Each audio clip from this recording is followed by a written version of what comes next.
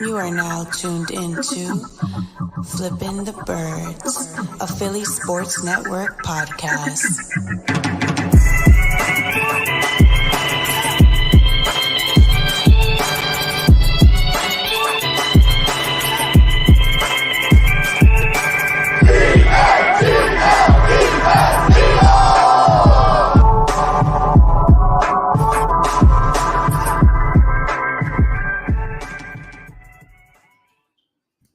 What's going on, Eagles fans? Welcome all to episode 114 of Flipping the Birds, presented by TickPick. Make sure you guys go to tickpick.com to get your Eagles seats for better prices without the hassle of all these fees that these other guys offer.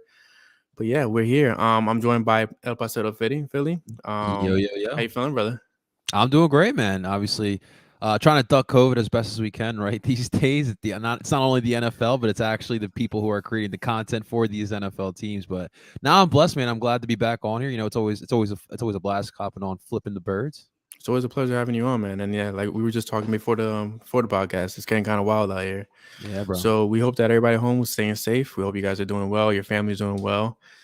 We know one group of people that are actually doing pretty damn well right now, and that's the Philadelphia Eagles, coming off a 34-10 win against the New York Giants, who don't live up to the name anymore. I mean, when's the last time New York, has had any Giant teams? It's been a while, man. It's definitely been a while. It was a lot of fun, man. And it's funny because I mean, I don't know. I mean, you live in the heart of Giants Nation, I feel like. Yeah.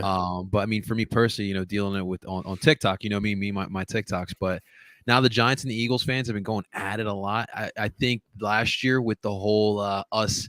I put this in quotations for those who aren't watching. The tank job on the final game of the season really amplified this rivalry. But now it was a lot of fun, man. It was a blast. Obviously, the first half wasn't what we anticipated, but the second half, the energy was there. You saw the fans getting at it. Lane Johnson doing the link leap. I mean, what else could you ask for? It was a fun day, but obviously, there's more work to be done, Brian. Absolutely, I completely agree with that. Let's talk about the first half, because the first half, I'm pretty sure, as you may have seen yourself, Twitter was going a little wild, and I was definitely a part of that because it's frustrating. And I tweeted out that you have to kind of be patient as well with the process of Jalen Hurts. The issue with Jalen Hurts is that he has such a demanding personality. He demands your attention. He demands that you like him, like without doing anything. This kid's a very likable guy. So you expect greatness out of this kind of player, similar to I hate to compare this, similar to the Ben Simmons. Ben Simmons is the kind of player that you expect greatness out of him because he has that demanding demeanor to him and demanding play towards him. So it was frustrating to see the offense come out flat. It was frustrating to see, a lot of off passes, a lot of miscues. It just wasn't Eagles football. But again, he hasn't played in almost 23 days because he didn't play against the Jets, which, by the way, I have a bone to pick with you because I was at that game and I did not know you were at that game. And I was at the 4th and John tailgate. Oh, my God. We actually kind of set up. I actually prepared for once. I had so funny because I had a crap ton of food. Like I made so many hoagies. Mm-hmm. We had so much beer and booze. It was just like we were just like mingling amongst the other Eagles. There was a lot of Eagles fans. There was a lot. It was a whole takeover, which was phenomenal to see. I mean, I have never been to an away game, and that was my first away game. So shout out to the guys at 4th and John. They had me out there, and it was great to see so many Philly fans. And the Jets fans, they're not bad. They're really not bad. Like Giants fans are terrible. Cowboys fans are terrible. Jets fans, they were pretty good. They were they have good hospitality. Let's call it that. Very good hospitality. A lot of sympathy for those fans as well, man. It's a lot of fun times. I mean, it's kind of like the New York Giants. I mean, they're the better team in New York right now. But yeah, so it was a rough first half, but then the second half came, and Jalen Hurts, he has that about him where he comes alive in the second half, and it weirdly reminds me of Tim Tebow because Tim Tebow was that guy in the fourth quarter. He turned up in the fourth quarter. He won the game somehow, some way. Obviously, Jalen Hurts is far more superior than Tim Tebow was. Oh yeah. But what are your thoughts on the slow? on the slow start. Like I said, he was out for almost 23 days because he had an ankle injury, and you just saw it was weird. Like you saw Nick Sirianni kind of forcing the issue of getting Jalen rhythm, opposed to forcing the offense to just run smoothly as it should. No, that's exactly it. It was really weird to think about, and I tweeted out like, "COVID Sirianni's here," because we had like 9 pass plays in like the first 2 drives, something like that. Mhm. But yeah, it just kind of felt like Sirianni wanted to go out there, and because he knew like this Giants team was not that good. Like that's what I felt like. Yeah. So let's just go out there. Let's try to get Jalen on the rhythm, like you mentioned on the passing game. And obviously, as we saw, not much came of it. But once you get this running game going, and by the way, Brian, I felt like if you look at it on paper, it was one of the most balanced attacks this Eagle offense has had all season long. I mean, they had Mhm. 29 pass attempts, 30 rush attempts. It was pretty damn balanced overall throughout the whole entire game. But when you're going forward, and I talked about this yesterday on my Monday Thoughts on my channel, these next 2 games are going to be big for Jalen because we just Mhm. saw. The news at Hammy, not so good news for Miles and for Jordan Howard. So, are you going to be able to have that wild card in your back pocket to say like, all right, second half, we tried the passing game. Let's just go back to the running game. Is the running game going to be as potent? We know that the line is. Oh my god, this offensive line, It's jeez Louise, phenomenal. Yes. the best, the Yes. absolute best. They Are you have gonna to be be. able to are you gonna be able to rely on Boston Kenny and Carry on Johnson's back, ladies and He gentlemen? actually is. He was signed today to the practice squad, so that's a big move for Sure. them. So I think to me that's it. A lot's gonna be on Jalen. I really do feel like. I mean, he's gonna have to eventually, whether it is these final 2 games or if it's in the playoffs. Knock on wood, only God willing, right? We make those playoffs. He's going to have to win a game with that arm. Now, he's made some Mhm. nice throws in these second halves in these past 2 games, but eventually we're going to have to rely on that. But now I'm with you. I felt like Jalen made some big throws. I mean, the what am I missing on? The throw to Devontae Smith, the toe Oh, tap. yes. That Yes. people don't realize, like that right there. That's a tough throw, and that is a lot of Mhm. chemistry between both Devontae and Jalen as well. But he's gonna have to. We're gonna have to rely more and more on that arm of Mr. Hurts. And it's funny to say that because we actually are going to have to rely on the arm opposed to the legs because he's still dealing with the ankle injury. And it's a high I ankle saw that sprain. too. The high ankle sprain that doesn't go away in a matter of a couple of weeks. Like that. Mhm. That's severe. So relying on Jalen's arm it makes me question now because we all saw the misread, not the misread. We all saw the wide open Dallas Goedert, who was not the right read on that play apparently. So we know the Eagles are running a kind of a one read style offense where they're trying to get Jalen, trying to make the offense as easy as possible for Jalen. Now do you open up the playbook? Do you kind of like look at Jalen like, hey, like we need you to turn that switch on and be Brian, real quick a before we quarterback? move on, what was your thoughts on that play? I know play you're talking about.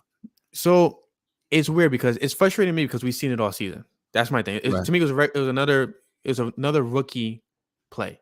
Mm-hmm. And when he explained it, when Sirianni explained it, it was like, okay, like, now it makes sense that they're doing kind of what they did with Jalen last year with Doug Peterson, where they gave him that one read, focus on that guy. If it's not there, move on. And it sucks because you're limiting what could possibly be a very potent offense. But if I'm Jalen, like now more than ever, like you said, no Miles Sanders, no Jordan Howard. You have Kenny Gainwell, who's been kind of gone for the past couple of weeks. Boston Scott, who's on off and on. On Johnson, who we don't know what to expect from. Um, so in Jalen, he can't really run much right now. He's injured. He's still injured. Yeah. So relying on that arm is a little scary right now. I'm not gonna lie because the 30 pass attempt Jalen Hurts wasn't winning games. Right. I think so. The reason why I bring that up, I got myself in a little bit of trouble on Twitter, but it's all good. Uh oh, we always get in trouble on Twitter. Yeah, it's bound to happen. No, but like for me, Brian, like listen, you and I, we never played in the NFL, right? Hmm. But the thing is that you and I are constantly watching this game. We're trying to learn every day. We're trying to, grow our knowledge on it. There are fans sometimes, and this is what gets frustrated by our fan base, is like we act like we know what it's like to be an NFL quarterback. Like you said, Mhm. that read was to Quez Watkins, and he hit him way too late. If he would have hit him just a second earlier, he would have probably had Quez Watkins, maybe touchdown, maybe down at the 1. We Yeah. don't know. But like to kill Jalen for not hitting Dallas, like you got to understand what he's seeing on the field, and that's why I love when Jalen in the press conference, Jeff McClain asked the question, brilliant job by him, Mhm. and Jalen answered it perfectly. He explained the play, what he saw on the play right there.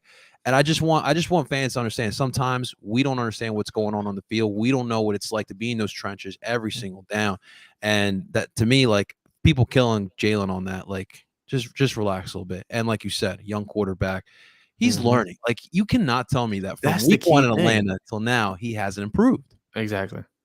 And I kind of stated in the last podcast where I was kind of like, Jalen hasn't shown me much differently. He still makes the same mistakes.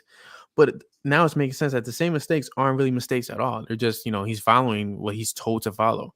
And he's still 23 years old. He's still, somewhat of a rookie. The kid's learning on the fly right now. And on top of that, he's learning on the fly with a team that's possibly can make the playoffs. This is not where I want to brag real quick.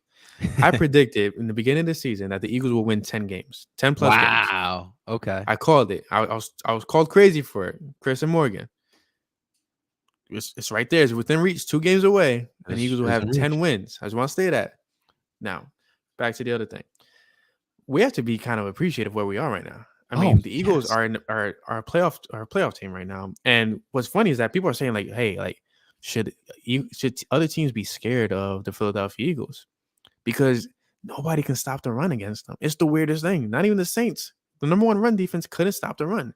Again, that was with Miles Sanders and Jordan Howard.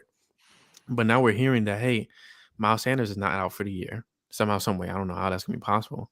Jordan Howard has I guess what is that one really concerns me. Yes. The Jordan Howard one? Same injury from 2019. That we obviously remember he missed 6 games. Yeah. And we're talking about a recurring injury. And we know his style. His style is known finesse game. Like, he goes right in the middle, tries to get those extra shots. That is definitely concerning. And he's been big. Like, people don't think about it, but he's been really big for what this offense has turned into.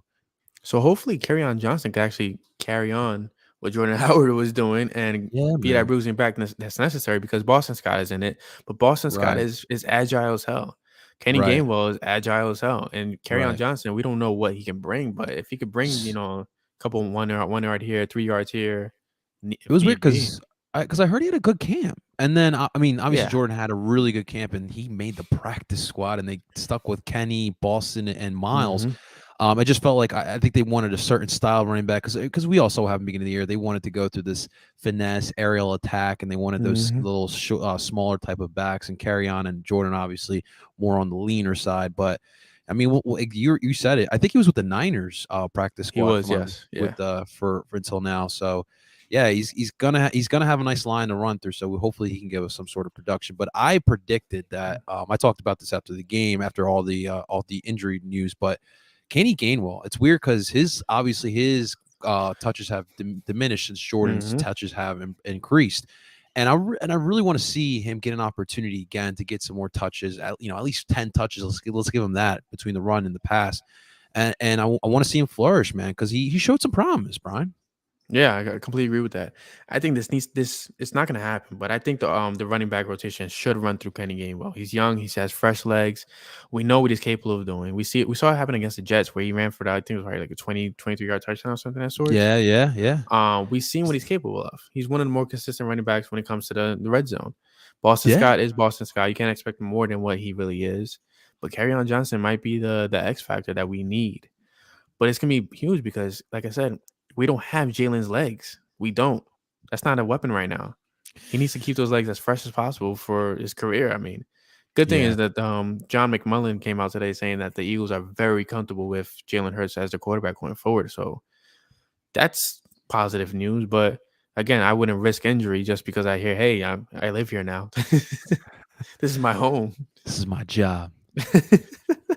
I love it, man. Nah, this is we talked about it last time when we were on with Lord Brunson on here, and it'd be nice to go into next season knowing that Jalen is the quarterback because you obviously have a lot of holes to fill. But I mean, he definitely so far to me he's earned the right to lead this team in 2022. The future, we'll see about that, but 2022 for sure, this is his job, in my opinion. I completely agree with that. So outside of the win, I mean. It was a rough win. You had to scrap for it. Even though it was 34-10, the Eagles had to scrap for it in the second half. Now we face the Washington football team, who is looking for revenge, to say the least, but they're also coming off a bad loss. Then after that, we possibly face the Cowboys. A lot of things have to go in our favor to get the 5th seed, but God, I would settle for this. Yeah, I would settle for the 7th seed just because I would love to see Philly possibly facing Cowboys if possible. Yes. That would be phenomenal. But what are we thinking about this team? Like, I mean, a young team, young coach in the playoffs, first time getting that experience. How do you feel? Like, what should expectations be for Philadelphia right now? I mean, I think your expectations has to stay level keeled, right? But I mean, to me, like I'm looking at the bigger picture. And I don't know if this is me being the optimistic fan that I love to be, but I just see a team that I feel like a lot of people are going to write off, right? But the one thing that we talk about when we're talking about championship winning teams Mhm. is the interior. We talked about this before as well. But I mean, the Eagles are pretty set up well, and we didn't talk about the defensive line, but I feel like this defensive line has definitely improved now. Yes, they played some bad offensive lines, but I mean, we got Fletcher Cox. I mean, Javon Hargrave. I mean, to me, Mhm. was a snub for the Pro Super, Bowl, super snub. right? Now, obviously, the defensive end position concerns me at the moment because of Derek Barnett and Taron Jackson getting added to that COVID protocol. But I just feel like the way the Eagles have been playing, especially leaning on the run, man, you get in those cold weather games, it could be definitely tough. And with the Dallas Cowboys, like I want that matchup so bad. Mhm. Obviously, Eagles and Dallas, but I feel like the Eagles, with the quarterback they have in place, the style of play that they play with, and this defense as well. The one thing that really impressed me in the Giants game was the physicality that they started to play with. I did not see that in the Mhm. first part of the season. You see guys throwing that extra, a little extra hit, a little extra oomph. They're walking off with confidence. That's huge. That is absolutely huge. It's going to be interesting against Dallas. Obviously, we'll see what happens as far as seeding goes. I think the Packers are going to lock up the 1 seed, but Yeah. we probably are going to play against the B team for Dallas. But regardless, really intrigued to see what the Eagles team can do against a good team because they do play with a little bit of edge. They do remember what happened in the beginning of the year, and Oh, Sirianni, absolutely. give him a lot of credit for what he's done for this team as well. I think he's starting to get recognized league wide and obviously around Philadelphia as well. So I do like this team being that young sporadic. You mentioned the Denver Broncos team, right? That Mhm. beat the Steelers with Timmy Tebow, right? Yeah. Why can't that be us? Why not, It's a Brian? strong possibility. I mean, we do have a more competent quarterback, and like you said, like one guy who definitely deserves a lot of credit that's not getting it right now is Nick Sirianni. I mean, he went from being laughed off for his first press conference to being the guy's like, yeah, like she calls me daddy now. It's just like that meme. I Like that's love it. literally him walking into the room now. The guy, I don't want to call him a genius, but he's very smart. He's very witty with Yeah. his gameplay, his play calling. Sorry, it shows. Like this team is a pure reflection of Nick Sirianni, passionate, edgy, and intelligent. Like we haven't seen like smart football in Philly in a long time. And try to hear what I'm saying. Like we haven't seen actual competent football in Philly, even with Peterson and Wentz here. 2017 was an exception because it was 2017. Everything was just firing off on all cylinders. But afterwards, it was confusing. It was like, Yeah. what kind of offense are we running? Like, what's going on with Carson? Why is it built for Nick? Like, all these questions. And now it's kind of like, no, the Eagles are the number one rushing team in the NFL. That's the identity right there. We haven't had an identity in years. Even 2017, we didn't really have an identity except for our, defensive line. Offensively, we didn't really have much outside of Carson. But now it's like, yeah, no, they're the number one rushing team in the league. You can't stop them, and that's phenomenal. In his rookie season, he's going to touch the playoffs, and God knows what's next. Yeah, man. I think for me, I think it took him a minute to kind of get in the groove, learn how to be a coach on the fly, and Mhm. also get to know his team as far as their identity on the field. But I think what he did, the most important part in the beginning was make sure he kept that strong bond with those players. I mean, Brian, we remember we were clowning the whole flower, the whole plant.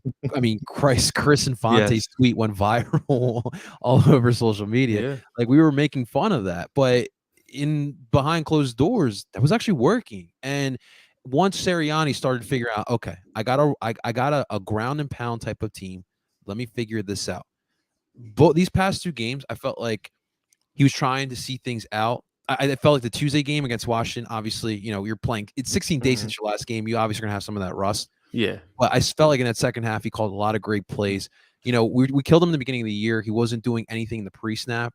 I love the formations he would line up in. You saw a lot of motions. And even on Sunday against the Giants, the Giants definitely wanted to blitz the crap out of Jalen Hurts and they knew he wasn't running. They wanted to pressure him. Calling those little. We saw the tunnel screens back. We saw a lot of Yeah. screens to kind of Absolutely. neutralize those slot blitzes and all those linebacker blitzes as well. And Sirianni, that's a lot of credit to him and his game plan and his preparation in a lot of these games.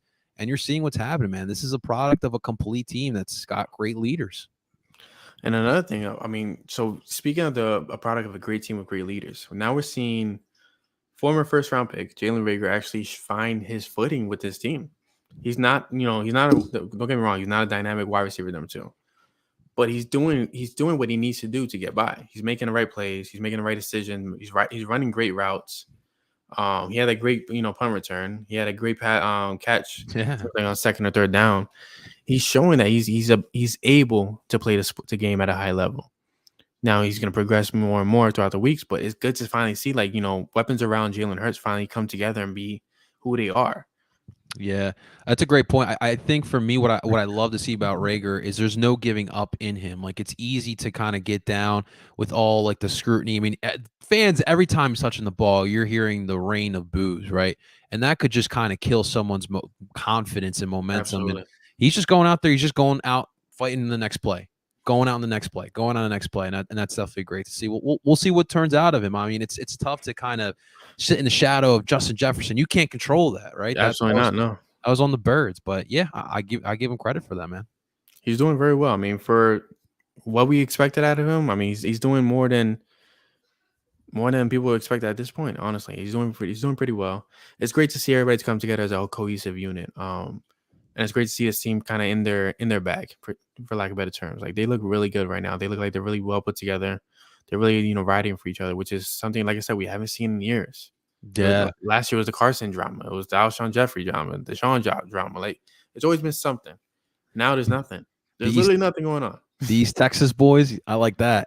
There we go. See, look at it. And Lane Johnson catching a touchdown, which it got a lot of people emotional. I mean, to see Lane, after everything he's gone through, to catch a touchdown pass like that in a game like this, like, it felt like the Nick Sirianni was just playing him with the Giants. Dude, it really did feel like that, man. Yo, real quick, what the heck's going on up there with the Giants, man? They're gonna keep Judge and Jones? I'm fine with it. I mean, obviously, we're all fine with that, but my God, the incompetency of this friend. Listen. This is the thing. We love to bitch here in Philadelphia. Like, we like to say, "Oh, this like during last year with the granted, Howie probably should have been gone, but we like to feel we're like the worst franchise. Like, look at what's going on in Detroit. Look what's going on in Cleveland. Like, those guys had legit Super Bowl aspirations before the season. The Jets, the Giants, like it's really not bad. A lot of people have it worse than us. A lot of people have it worse than us, which is great to see. But yeah, I have no idea what's going on with the Giants. I mean, I feel like Dave Gettleman's going to be out. Right. It's going to be, they're going to give Joe Judge the keys to the kingdom and kind of say, like, hey, get what you need to get for Daniel, for Daniel to be successful. Because who wants to restart with a quarterback? I mean, not everybody's the Eagles. Not everybody wants to restart with a quarterback, like, after 5 years and call it quits. But like, I hear like they're gonna promote within for GM. Like, why? Who the hell are you promoting within? I haven't applied there. Should I apply there? Yeah, I get promoted quickly. Bryan sends over a resume. I'm sending my resume ASAP. Don't worry, we'll lose twice to Philly every year. I promise you guys. Don't worry about that. On Bryan's resume, it's going to say, "Oh, well, I have a bunch of articles about rebuilding the Eagles, and you guys should take a look at it." Yeah, it's a perfect blueprint for the little Giants. I mean, the New York Giants. Soon they're going to start running the assassination of Puerto Rico out there. They got no hope. Legit, there it is. With Daniel Jones, man. Oh my God. Oh God. We're here for it, though. We're definitely here for it. Absolutely. So this pod was probably not gonna be as long as other podcasts have been, just because we usually have a member of opposing media to come on. But with the holidays and everything like that, I feel like it shouldn't bother too many people outside of us. But I think we also know what Washington is by now. Yeah. But very big shout out to you for coming on. I appreciate you coming on. Of course, man. Anytime. Big shout out to Morgan. He had to handle some personal stuff, so shout out to him. Shout out to Morgan. But yes, so real quick, we're 23 minutes in. What is there to preview about between the Washington football team and the Eagles? I mean, you don't want to underestimate them, because they still are a pretty decent defense when they try. And division games are very, very difficult. We're not beating each other up. Yeah. But was it Tyler Haneke? I was getting it wrong. Tyler Haneke? Taylor Haneke. I think so. I think his name. Okay, so the Haneke guy, Heineke. Is the quarterback. Heineke, there it is. You think he promotes Heineken at home or something?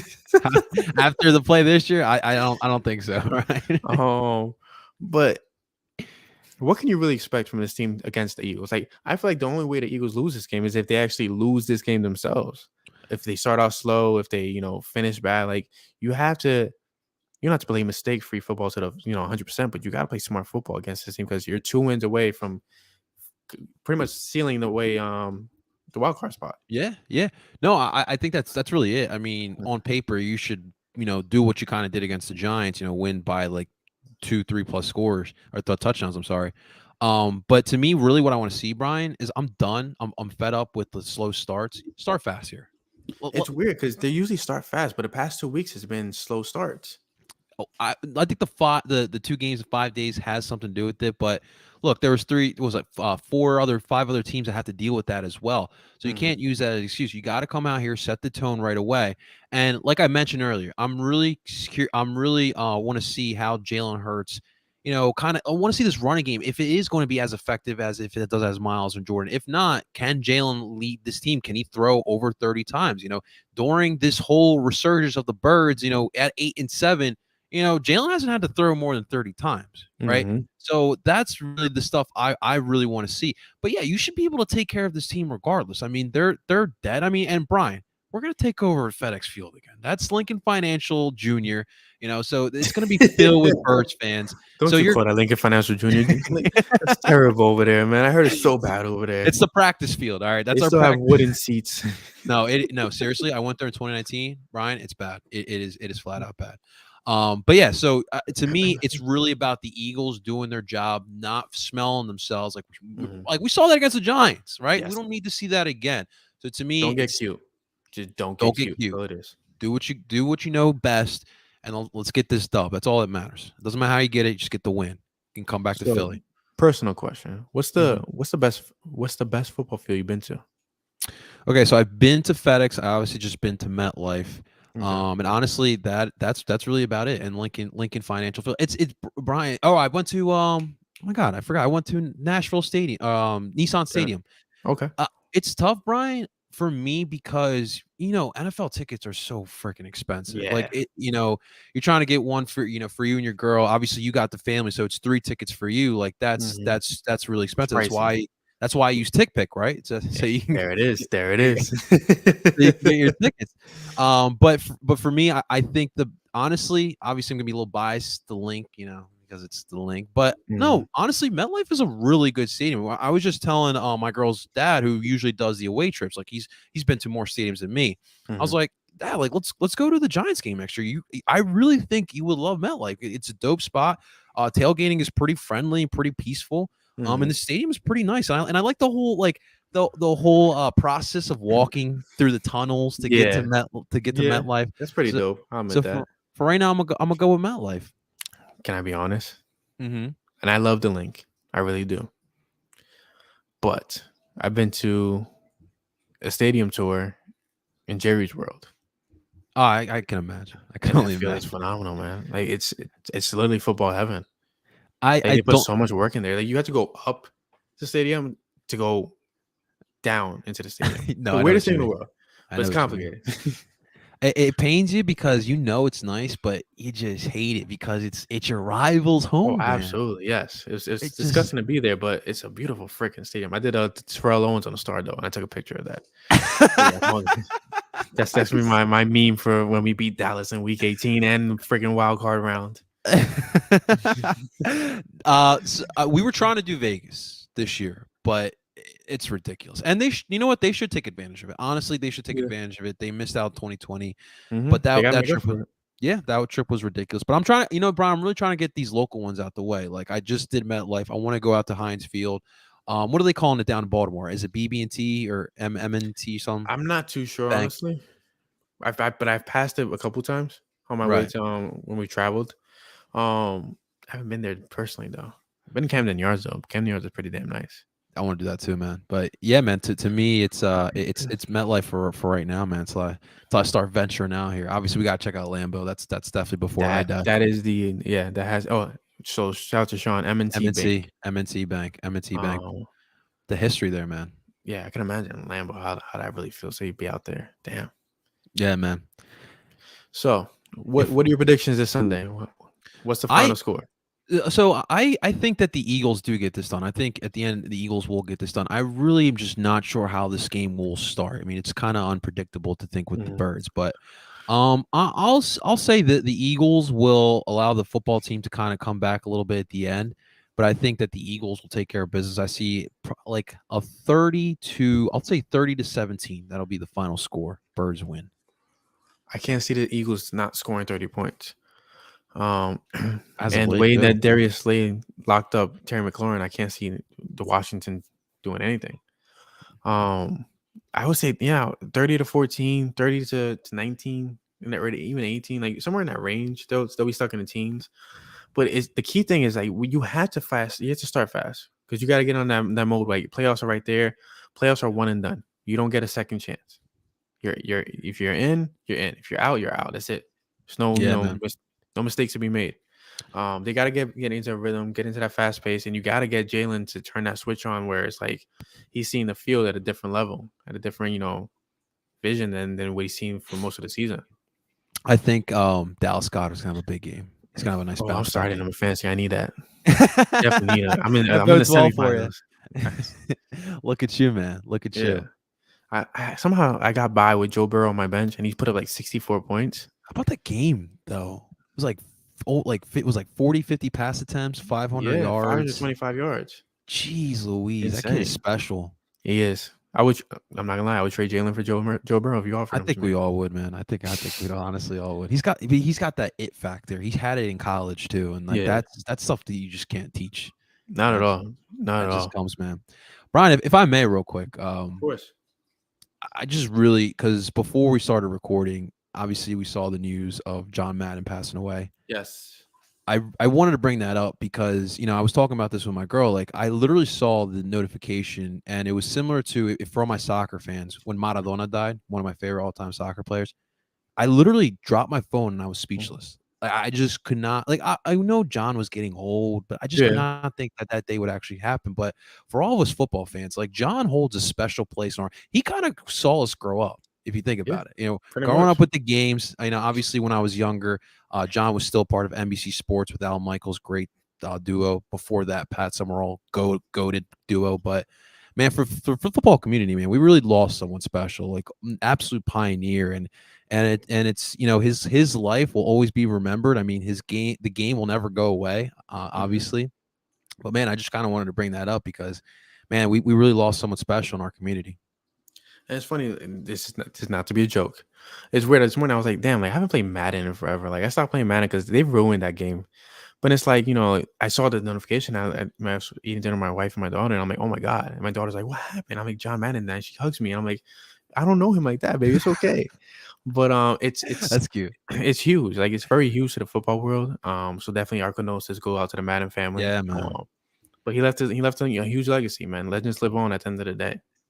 And they what was it, NBC or Fox came out with a special on Christmas about Madden, and I didn't get the chance to watch it, but I need to watch because I heard it was like some good juicy, like in-depth stuff that you wanted to know about the. Definitely gotta check that out. I think it's an all Madden special or something. Yeah, I'm sure you can find it on demand somewhere.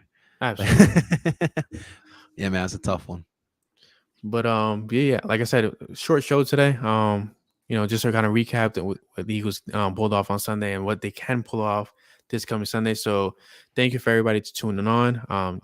Parcero, thank you for coming on. Maybe thank you, Bryan. On next week after the Eagles win. Yeah, man. I might just hijack you for 2 weeks in a row. Sounds good, man. It works for me. All right, sounds like a plan. Shout out to all you guys for joining us live, and shout out to everybody that's been tuning into us. Make sure you guys use the TickPick link below in the description, and make sure you guys tune into. I'm gonna say this right, I promise you. Do Up by the River podcast by Parcero. Tim, yeah, man. We'll be back tomorrow. We got Timmy Boy, Tim Lovinguth, Justin Friedberg, he's the man of the many nicknames. I was gonna call him Pooba. Isn't his name in Slack? Like, is it the Grand Poobah or something like that? I'm like, damn, that's not his real name though. Let me pause. So shout out to Justin and Zach Labasso. The four of us, we talk Union soccer, we talk soccer in general. We're also part of Philly Sports Network. So yeah, definitely check that out. We'll be back at it tomorrow, man. Before 2022 comes in, man. Happy New Year's, Bryan. Happy New Year to you too, man. So definitely, guys, check that out for them. 2022 is gonna be a year PSN, man. It It's always is. A big year. Yeah. It's gonna be a very big year. And shout out to everybody that's been tuning into PSN. Liam has a big announcement for you guys on the horizon. Hey. And trust me, we're gonna be giving everybody else the work and giving you guys everything we have come 2022. Absolutely. So yeah, I'm Bryan Cameron. He's at Parcero Philly, and this is Flipping the Birds. See you guys next week. Go Birds.